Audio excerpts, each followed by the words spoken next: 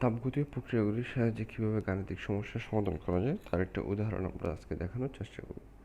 তাহলে দেখো, এখানে একটা প্রশ্ন দেওয়া আছে যে পাশের চিত্রে কিছু ধারাবাহিক তাপগতীয় প্রক্রিয়া দেখানো হলো, যেখানে এ বি পথে 150 জুল তাপ সিস্টেমে দেওয়া হয় এবং বিডি পথে 600 জুল তাপ দেওয়া হয়। এখান থেকে বের করতে হবে যে এ বি পথে অভ্যন্তরীণ শক্তির পরিবর্তন হিসাব করো। হচ্ছে এ বি ডি এই পথে অভ্যন্তরীণ শক্তির পরিবর্তন কত, হচ্ছে যে এ সি ডি এই পথে কত তাপ দেওয়া হলো তা বের করা সম্ভব কিনা, এবং হলে সেই তাপের পরিমাণটা কত বের করতে হবে। তাহলে এই প্রশ্নটা সমাধান করতে হলে আগে আমাদের বুঝতে হবে এখানে কী কী তাপগতীয় প্রক্রিয়া আছে।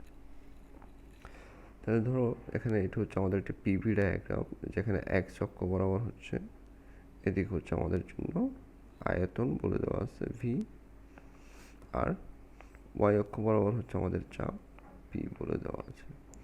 এখান থেকে আমরা দেখি এ ভিতে হচ্ছে কি হয় না কোনো,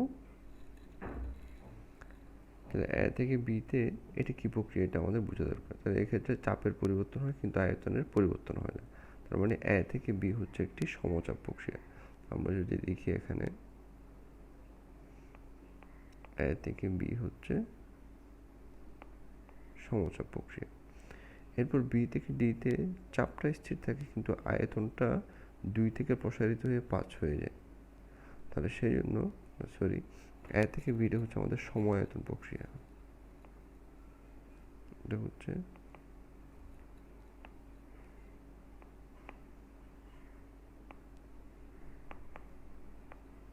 সমায়তন, আর বি থেকে ডি হচ্ছে সমচাপ। একই রকমভাবে এখন এ থেকে সি কি হবে, তাহলে এ থেকে সিও হচ্ছে সমচাপ প্রক্রিয়া, আর সি থেকে ডি হচ্ছে আবার একটি সমায়তন প্রক্রিয়া। এখান থেকে আমরা প্রথম প্রশ্নটা সমাধান করি।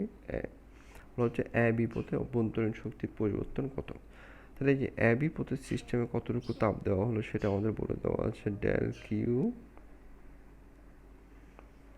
এ বি সমান হচ্ছে কত, 150 জুল।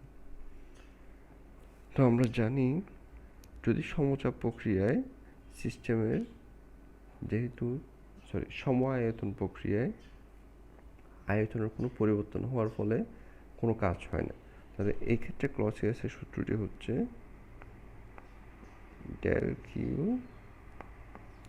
এ বি সমান হচ্ছে কত, ডেল ইউ, এটা হচ্ছে কত,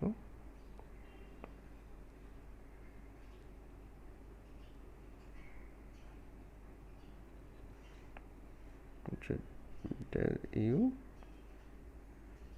এ বি। এই ক্ষেত্রে কাজ হচ্ছে ডেল ডাব্লিউ এ বি। তো সমচাপ প্রক্রিয়ার হওয়ার কারণে সমায়তন প্রক্রিয়ার কারণে এখানে কাজ হবে শূন্য বা কাজটা বাদ যাবে। তার অভ্যন্তরীণ শক্তির পরিবর্তন হবে যতটুকু তাপ দেওয়া হলো ততটুকু, বা 150 জুল। আচ্ছা, এরপর দেখো এবার আমরা বের করার চেষ্টা করব দ্বিতীয় প্রশ্নটি কীভাবে সমাধান করা যায়। তাহলে দ্বিতীয় প্রশ্নটি হচ্ছে কি, এ বি ডি পথে অভ্যন্তরীণ শক্তির পরিবর্তন বের করো। তাই যে এ বি ডি পথে অভ্যন্তরীণ শক্তির পরিবর্তন বের করতে হলে এক্ষেত্রে আমাদের জানি প্রথমটা হচ্ছে সমায়তন আর পরেরটা হচ্ছে সমচাপ। আগে আমরা বের করার চেষ্টা করব এখানে এই সম্পূর্ণ প্রক্রিয়ায় কতটুকু পরিমাণ কাজ হবে।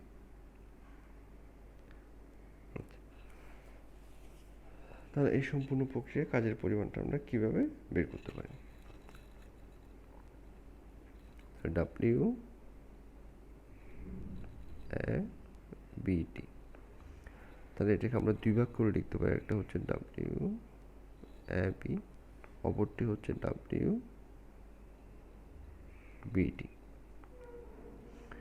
এর মধ্যে দেখুন ডাব্লিউ এ বি হচ্ছে সমচাপ প্রক্রিয়া হওয়ার কারণে এটা হবে 0, আর ডাব্লিউ বিডি এই অংশটা হচ্ছে সমচাপ প্রক্রিয়া, আর সমচাপ প্রক্রিয়া হওয়ার কারণে এক্ষেত্রে কাজ হচ্ছে P del V.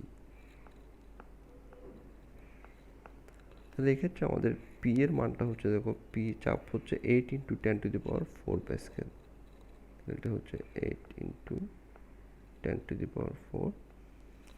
Del V মানে হচ্ছে আয়তনের পরিবর্তন, তার আয়তন 2 থেকে পরিবর্তিত হয়ে 5 হয়ে যায়। আয়তনের পরিবর্তন সমান আমরা লিখতে পারবো 5 × 10⁻³ মাইনাস 2 × 10⁻³ আর এখান থেকে আমরা মান বসানোর পরে কাজের পরিমাণটা পাবো 242।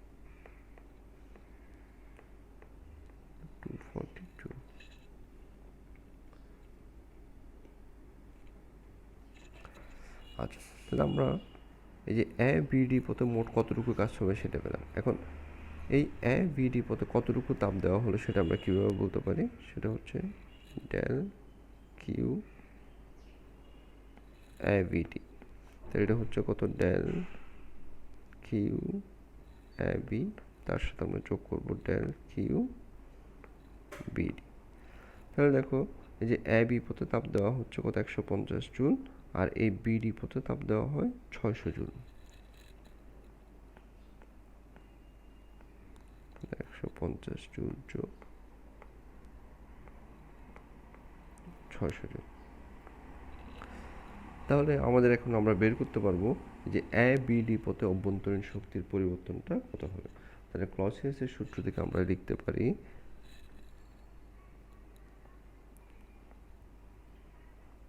এ বিডি পথে অভ্যন্তরীণ শক্তির পরিবর্তন সমান হচ্ছে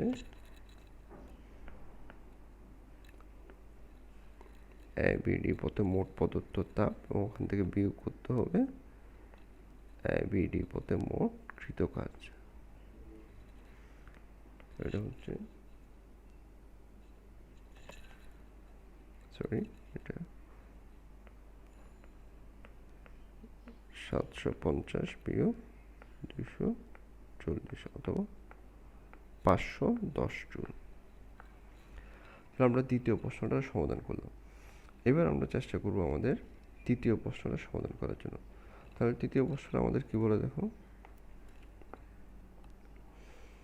তৃতীয় প্রশ্নটা আমাদের বলবে যে অ্যাসিডি পথে কতটুকু তাপ দেওয়া হলো তা বের করা সম্ভব কিনা।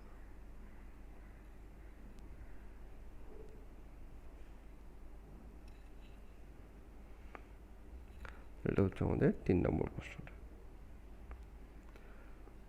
যে অ্যাসিডি পথে তাপ দেওয়াটা বের করা সম্ভব কিনা। তাহলে এক্ষেত্রে আমাদের একটা নিয়ম হচ্ছে কি, যদি কোনো সিস্টেমের শুরু এবং শেষ বিন্দু একই হলে, বা কোনো তাপগতীয় প্রক্রিয়ার শুরু এবং শেষ বিন্দু একই হলে, তাহলে এখানে দুটি তাপগতীয় পথ আছে। একটি হচ্ছে দেখো এ থেকে বি হয়ে ডি, আমরা এটাকে সবুজ কালিতে দেখাই,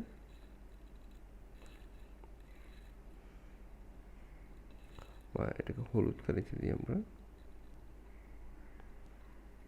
এটা একটি প্রক্রিয়া, আর এক্ষেত্রে আরও একটি প্রক্রিয়া হচ্ছে আমাদের এভাবে। তাহলে এই দুটি পথ দেখো এভিডি আর অ্যাসিডি পথের শুরু এবং শেষ বিন্দু একই। তাহলে কোনো তাপগতীয় প্রক্রিয়ার শুরু এবং শেষ বিন্দু যদি একই হয়, তাহলে তাদের অভ্যন্তরীণ শক্তির পরিবর্তনও একই হবে। তার মানে এখান থেকে আমরা লিখতে পারবো ডেল ইউ এভিডি বা এভিডি পথে অভ্যন্তরীণ শক্তির পরিবর্তন সমান হবে অ্যাসিডি পথে অভ্যন্তরীণ শক্তির পরিবর্তন। আর পূর্বের প্রশ্নের সমাধান থেকে আমরা জানি এই এবিডি পথে অভ্যন্তরীণ শক্তির পরিবর্তন হচ্ছে কত, 510 জুল।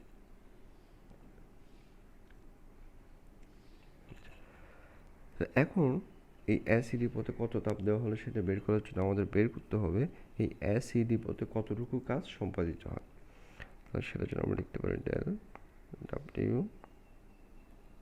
অ্যাসিডি সমান হচ্ছে কত,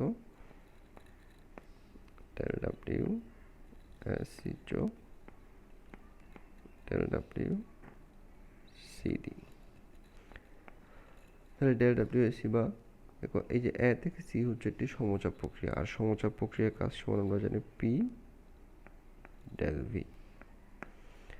আর দেখো এই যে সিডি হচ্ছে একটি সমায়তন প্রক্রিয়া, আর সমায়তন প্রক্রিয়া হওয়ার কারণে এক্ষেত্রে কৃত কাজ হবে 0। তাহলে এক্ষেত্রে আমাদের পি বা চাপের মান হচ্ছে দেখো 3 × 10⁴ প্যাসকেল, 3 × 10⁴। আর ডেল ভি হচ্ছে আবার আয়তনের পরিবর্তন। তাহলে আয়তনের পরিবর্তনটা হচ্ছে কত, 2 মিটার কিউব থেকে এটা 5-এ চলে আসবে। এটা আমরা লিখতে পারি 5 × 10⁻³ মাইনাস 2 × 10⁻³। আর এক্ষেত্রে ক্যালকুলেশন করে আমরা মানটা পাবো হচ্ছে কত,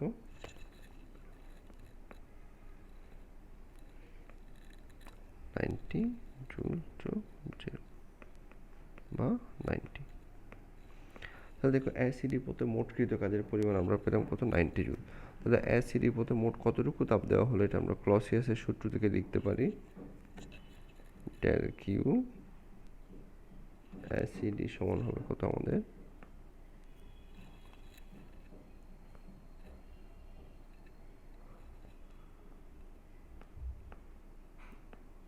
ডেল ইউ অ্যাসিডি যোগ ডেল ডাব্লিউ অ্যাসিডি। তাহলে আমাদের ডেল ইউ অ্যাসিডির মান হচ্ছে কত,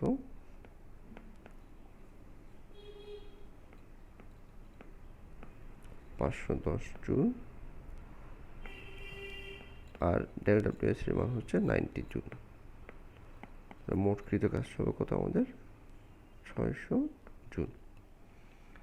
তাপগতীয় প্রক্রিয়াগুলি থেকে কিভাবে গাণিতিক সমস্যার সমাধান করা যায় আমরা তার একটা